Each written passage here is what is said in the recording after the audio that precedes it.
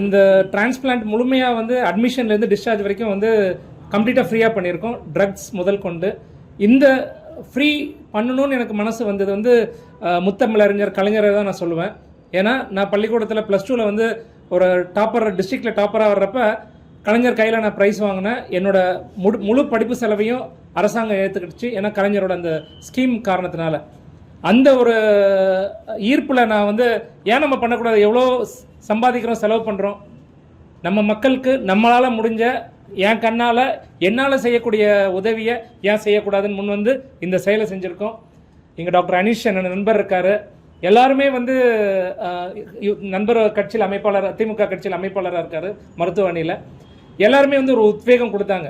பண்ணலாம் சார் இது பயங்கரமான ஐடியா சார் அப்படின்ட்டு அனீஷ் சொல்லியிருக்காரு. என்னால் மறக்க முடியாத அந்த வார்த்தைகளை. இப்படி ஒவ்வொருத்தவங்களும் ஒரு கான்ட்ரிபியூட் பண்ணியிருக்காங்க. அது முதல் சக்ஸஸாக தம்பி டேவிடோட son Davison happy, they are going home happily. This is the happiness of doctors. So ஒரு மருத்துவனா இந்த சமூகத்தில் கலைஞரோட ஒரு புதல்வனா என்னால் முடிஞ்சதை நான் ஆரம்பிச்சிருக்கேன். இதை நான் தொடரணும்னு நினைக்கிறேன். இதுக்கு மக்களோட சப்போர்ட்டும் எனக்கு தேவை. நன்றி.